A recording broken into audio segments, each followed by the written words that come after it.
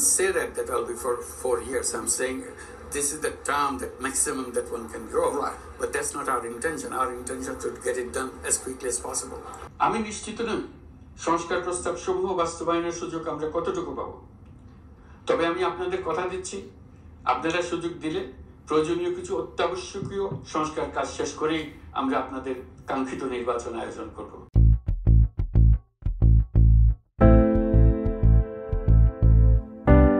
100 দিনে ইউনূস সরকার, সেই 100 দিন পূর্তি উপলক্ষে জাতির উদ্দেশ্যে দেওয়া ভাষণে বেশ কিছু বিষয়ে তিনি সাবলীল ভাষায় তার সরকারের কিছু পদক্ষেপের কথা তিনি বলেছেন। আসসালামু আলাইকুম।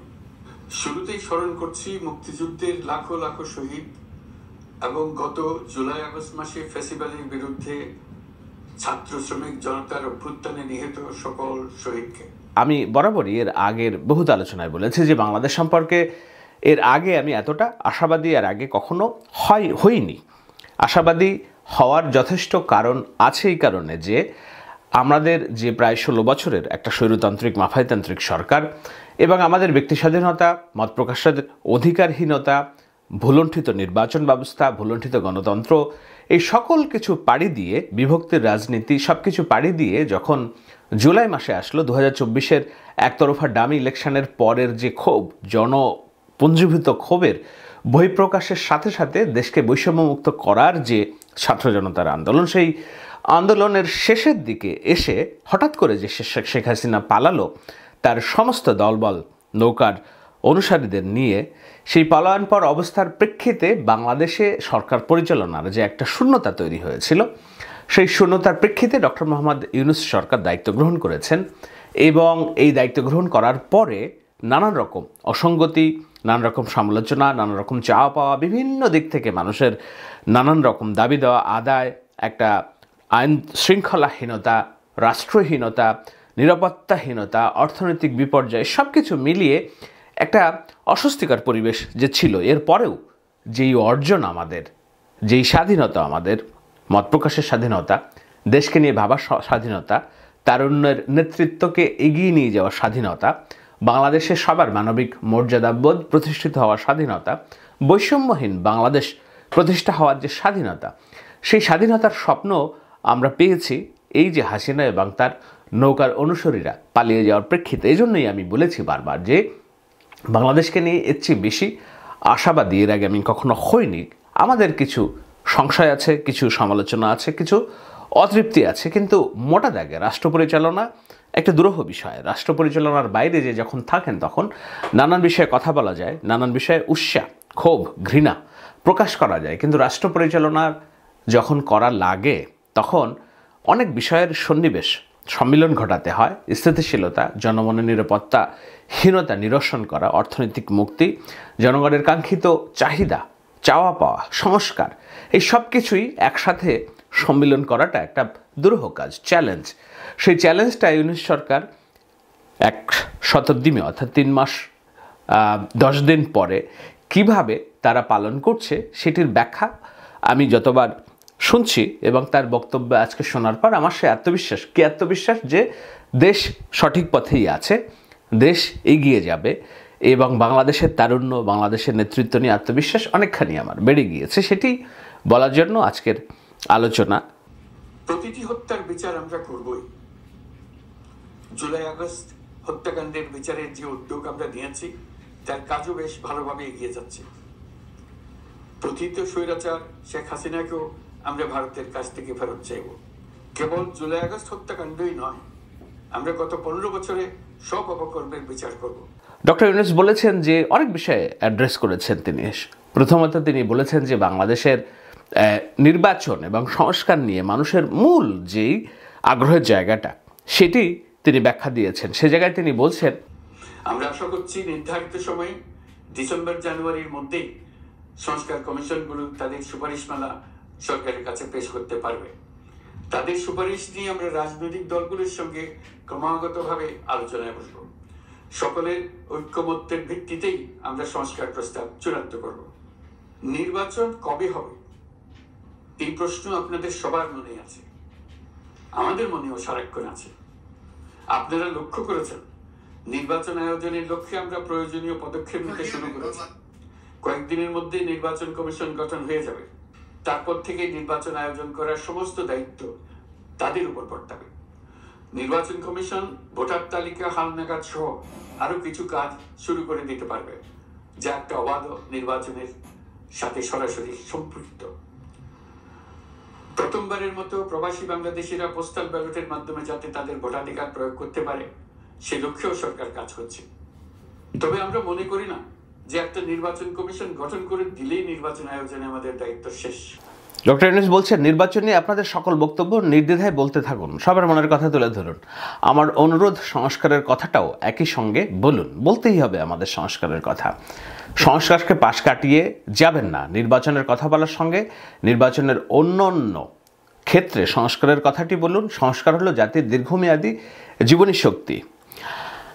সংস্কার জাতিকে, বিশেষ করে আমাদের তরুণ তরুণীদেরকে নতুন পৃথিবী সৃষ্টির সুযোগ দেবে, জাতিকে বঞ্চিত করবেন না। খুবই মূল্যবান কথা। সংস্কার হচ্ছে আমাদের জীবনী শক্তি। আমরা যদি কোনো রকম পরিবর্ধন, পরিমার্জন কিংবা আমাদের সময়ের সাথে সঙ্গতিপূর্ণ বিষয়গুলোকে অ্যাডজাস্ট না করতে পারি আমাদের রাজনৈতিক পথ চলায়, মানুষের অধিকার প্রতিষ্ঠায়, সরকার ব্যবস্থাপনায়, তাহলে কোনোদিনই মুক্তি ঘটবে না, আমাদের চাওয়া পাওয়ার পূরণ হবে না। সেজন্য সংস্কারের যে আকাঙ্ক্ষা, চাহিদা, এটা বজায় রাখতেই হবে, কিন্তু মাত্রাটা ঠিক করতে হবে যে না, কতটুকু সংস্কার আমরা চাই, কতটুকু সম্ভব।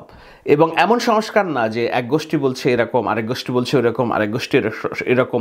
কোনো গোষ্ঠীর একক চাহিদা কখনোই পূরণ করা সম্ভব হবে না, যেহেতু এটি একটি নানা দেশ, নানা ধর্ম, নানা পথ মতের সম্মিলনে একটি জাতিগোষ্ঠী এবং একটি ধর্ম, 18 কোটি মানুষ।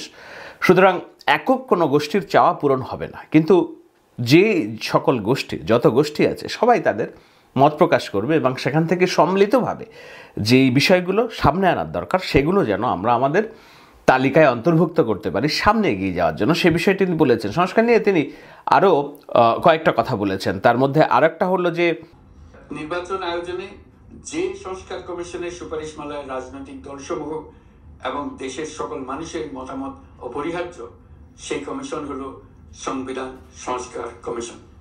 এই সুপারিশমালার যে অংশ সকলের কাছে গ্রহণযোগ্য হবে, তার ভিত্তিতে নির্বাচনী আইন সংশোধন করতে হবে।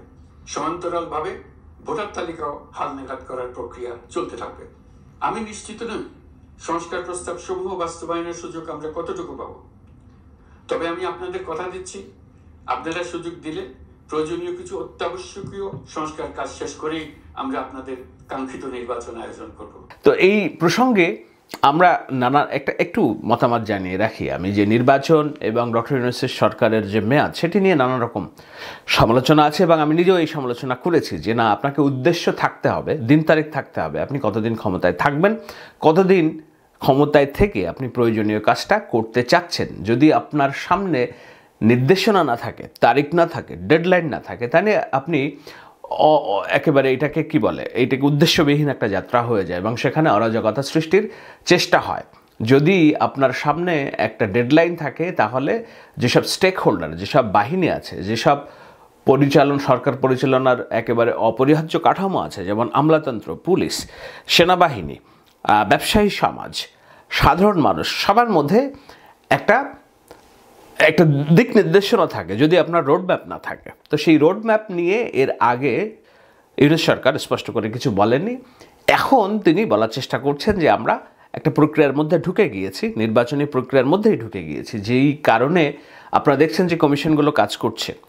সেই কমিশনগুলোর কাজ যখন চূড়ান্ত রিপোর্ট দেবে ডিসেম্বর কিংবা জানুয়ারির মধ্যে, তারপর থেকেই আমরা আনুষ্ঠানিক যাত্রায় শুরু করব।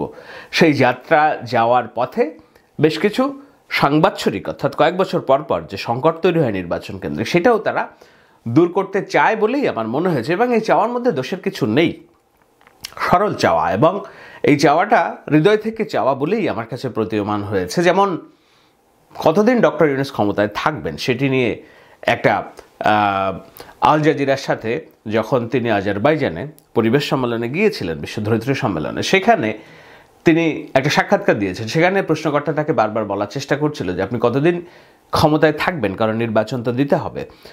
ইউনূস সরকার যে উত্তরটা দিয়েছেন, সেই উত্তরটা যদি একবার শুনি, তাহলে ওই চুম্বক অংশ থেকেই আপনি এই 100 দিনের বক্তব্যে তিনি নির্বাচন ব্যবস্থা নিয়ে যেটা বলেছেন তার উত্তর কিছুটা আমরা পেয়ে যেতে পারি। You must have a sense in your mind about when the right time would be, approximately. No, I don't have any. Or certainly a limit as to how long you are prepared to stay as an interim. I think everybody has an interim government. We are not his perpetual government. With a regular government is for 5 years, for example. That's about it. Or the new constitution may say 4 years, probably, because people want to move faster term of the. So it should be under 4 years, that's for sure. It may be less. So it's all question of what people want. The population, the political parties want. If political parties say, forget about it, give the election, let's do it, we'll do it. You have a chance. You didn't take it. So you could be interim head for 4 years, which is pretty much an electoral term, isn't it? I didn't say that I'll be for 4 years. I'm saying this is the term, that maximum that one can go. Right. But that's not our intention. Our intention is to get it done as quickly as possible. সংবাদ হয়েছে যে বিদেশি গণমাধ্যমে 4 বছর ক্ষমতায় থাকার অভিপ্রায় ব্যক্ত করেছে ইউনূস সরকার। সত্যি কথা, আমি যেহেতু সংবাদ বিশ্লেষণ করি, আমি যেহেতু রাজনীতিবিদদের কিংবা যারা রাষ্ট্র পরিচালনা করে তাদের মনোজগৎ পড়ার চেষ্টা করি, এবং আমার সেই পড়া সবসময় যে সঠিক হবে এমন কোনো কথা নয়, তবুও আমি আমার অনুমান ভাবনাটুকুই আপনাদের সাথে শেয়ার করি, বিশ্লেষণের চেষ্টা করি, বোঝানোর চেষ্টা করি। আমার কাছে ডক্টর ইউনূসের এই কথার প্রেক্ষিতে মনে হয়নি যে তিনি 4 বছর ক্ষমতায় থাকতে চেয়েছেন। তিনি বলেছেন যে সাংবিধানিকভাবে ক্ষমতায় থাকে মানুষ 5 বছর, যেটা বিশ্বের বিভিন্ন দেশের রীতি। অনেক দেশে এটা কমিয়ে 1 বছর কমিয়ে 4 বছর করা হয়েছে, যুক্তরাষ্ট্র করা হয়েছে। সুতরাং আমরা তো এমন না যে 4 বছরের বেশি থাকতে পারবো। প্রশ্নকর্তা বলেছেন যে তাহলে কি আপনি 4 বছর ক্ষমতায় থাকার কথা বলছেন? তিনি বলছেন না, আমি সেটাও বলিনি। আমি বলেছি যে রাজনৈতিক দলগুলো যখনই মনে করবে যে না দিস ইজ দ্য টাইম, তখনই আমরা নির্বাচনের কাজ করে যাব। কিন্তু আমাদেরকে একই সাথে নির্বাচনের কাজের সাথে সাথে রাষ্ট্রের কিছু চাওয়া, সংস্কার, মানুষের যেসব পরিবর্তনের আকাঙ্ক্ষা আছে, এবং যেহেতু একটা বিশেষ পরিস্থিতিতে এই সরকার চলে এসেছে, এটা এমন না যে নিয়মতান্ত্রিক সরকার, এটা একটা অন্তর্বর্তী সরকার। এমন একটা সরকার পালিয়ে যাওয়ার প্রেক্ষিতে একটা ভ্যাকুয়াম, এবং কোন প্রেক্ষিতে পালিয়ে গিয়েছে? প্রায় 2000 মানুষকে শহীদ হতে হয়েছে তাকে উৎখাত করার জন্য। প্রায় 20,000 মানুষকে হাসপাতালে পঙ্গুত্বের জন্য চিকিৎসা নিতে হয়েছে। গত 16 বছরে অন্তত 2 থেকে 3,500 মানুষ গুম হয়েছেন। তো এই ধরনের প্রেক্ষিতে যেই সরকার পরিবর্তন হয়, পালিয়ে যায়, তার পরিবর্তে নতুন যে সরকার ব্যবস্থা হবে, যারাই জনগণের ভোটে নির্বাচিত হবে, সেই জনগণের ভোটে নির্বাচিত হওয়ার আগে এই মাঝখানের যে ফেরি অর্থাৎ ব্রিজ, এই জায়গাটিতে কিছু সংস্কার দরকার। না হলে এই ব্রিজটা ভঙ্গুরই থাকবে এবং বারবার এখান থেকে যাতায়াতের সময় জীবনহানি, সংখ্যাহানি তৈরি হবে। সুতরাং অন্তর্বর্তী সরকারের এই সময়টা, এই নির্বাচনী সংস্কারের যে কাজটা, যাতায়াতের জন্য এক মহাসড়ক থেকে আরেক মহাসড়কে ওঠার জন্য একটা ব্রিজ, সেই ব্রিজটা যদি ভঙ্গুর থাকে তাহলে তো ওই মহাসড়কের যাত্রা অনিশ্চিত হয়ে যায়। ব্রিজ ভেঙে খাদে, নদীতে পড়ে যাওয়ার সম্ভাবনা থাকে বাহনটির। সুতরাং যেই সরকারে আসবে তাদেরকে এই সময়টুকু দিতে হবে, এই সুযোগটুকু দিতে হবে যেন এই অপ্রিয় কাজগুলো বর্তমানে ইউনূস সরকার করে যেতে পারে। এবং সেটা করতে গিয়ে তিনি কি তার সিদ্ধান্ত চাপিয়ে দেবেন বলেছেন, কিংবা ছাত্ররা যেভাবে চায় সেভাবেই তিনি সংস্কার করবেন বলেছেন, কিংবা কোন একটি রাজনৈতিক দল যেভাবে চায় সেভাবেই তিনি সংস্কার করবেন বলেছেন? না, তিনি বলেছেন যে রাজনৈতিক দলগুলো এবং স্টেক হোল্ডার যারা আছে সবার মতামত নিয়েই তিনি এই কাজটা করবেন। এবং এটাও তিনি বলেছেন যে রাজনৈতিক দলগুলো যদি বলে যে না আমাদের সংস্কার দরকার নেই, আমাদের নির্বাচন দেন, ঠিক আছে, আমরা নির্বাচন দিব, সেটাই যদি জনগণের চাওয়া হয়। শুনুন আরেকবার তার কথা। No, it's not up to us. It's up to them. We are always saying we are consulting with you. We are not imposing anything. If you say go ahead, do the election, forget about reform, we'll do the election. You say no, it's very important because no other government can do that. You're the only lucky government in the whole history that you can do this kind of thing. And if all the political parties agree with it, it's done. So we've reformed it and then give the election. অর্থাৎ আমার কাছে মনে হয়নি যে doctor Yunus জোর করে ক্ষমতায় থাকার জন্য কোনো অভিপ্রায় লালন করছেন। তবে জোর করে ক্ষমতায় থাকার অভিপ্রায় থাকতে পারে সরকার পরিচালনায় কিছু ক্ষুদ্র গোষ্ঠীর, কিছু মানুষের, কিছু উপদেষ্টার। অস্বীকার করার কোনো উপায় নেই। এটির মধ্যে কোনো সন্দেহ থেকে অতিমাত্রায় বিরোধিতা করারও প্রয়োজন আছে বলে আমি মনে করি না। কেন মনে করি না? আমি রাজনীতিকে ইতিবাচকভাবে যেহেতু দেখি, আমি মনে করি যারাই সরকার পরিচালনায় অংশ নিয়েছেন ছাত্ররা বলুন, অন্য উপদেষ্টা বলুন, সবারই নিজস্ব কিছু ভাবনা আছে, এজেন্ডা আছে। যে যার এজেন্ডা বাস্তবায়ন করতে চাইবে, এটাই সঠিক, এটাই রীতি, এটাই হয়ে থাকে। আমার নিজস্ব এজেন্ডা আছে, আপনার নিজস্ব এজেন্ডা আছে। কিন্তু মোটা দাগে যিনি সরকার পরিচালনা করছেন, যারা সরকার পরিচালনা করছে, তাদের মূল ভাবনাটা কি? তারা এই সকল মত ভাবনাগুলোকে কিভাবে সন্নিবেশিত করে সামনে আগায় যেতে চায়, কর্মপরিকল্পনাটা কি, সেটা যদি আপনি স্যাটেলাইট অর্থাৎ উপর থেকে দেখেন, তাহলে আশাবাদী হওয়া যথেষ্ট কারণ আছে যে না, সঠিক পথেই আগাচ্ছে দেশ এবং সঠিকভাবেই যাত্রা করছে। সুতরাং আমি মনে করি যে সমালোচনা চারিদিক দিয়ে থাকবে। সমালোচনা করাটা মানুষের গণতান্ত্রিক অধিকার। কোনো আমাদের মধ্যে থেকে কেউ কোনো ইনফ্লুয়েন্সার কিংবা সমাজ বিশ্লেষক, ভাবুক, চিন্তক নানানভাবে সমালোচনা করবে, এটাই স্বাভাবিক। কিন্তু সমালোচনা করে আমাদের যে সরকার, আমার যে সরকার, ইউনূস এবং ছাত্রদের এই যে পথচলা, সেটাকে আমরা গলা টিপে যেন হত্যা না করি, আমরা যেন না মেরে ফেলি। একইভাবে অপতিত স্বৈরাচার আওয়ামী লীগ যেভাবে এই সরকারকে গলা টিপে হত্যা করতে চায়, ফেলে দিতে চায়, এই সরকার ব্যর্থ হোক, ব্যর্থ হলেই যেন তারা ফিরে আসতে পারে, এই ধরনের একটা মনোবৃত্তি নিয়ে পতিত ফ্যাসিস্টরা যেমন বসে আছে, আমাদের কেউ যেন একই পথে ভুলে না পারায় এবং আমাদের এই সমালোচনা যেন পতিত ফ্যাসিস্টকে নানান রকম কোনো পয়েন্ট না দেয় এবং হুক্কা হুয়া শিয়ালের মতো তারাও চিল্লায় উঠে যে না, বলেছিলাম তো, আগেই ভালো ছিলাম, এই সুযোগ যেন না দেয়।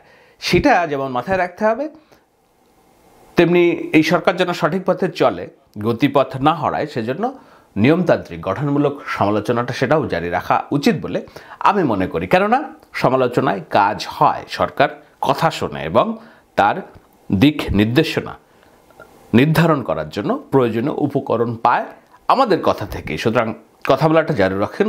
এই কথা বলার যে সুযোগ, এটি ছিল না আমাদের এত দেড় দশকে।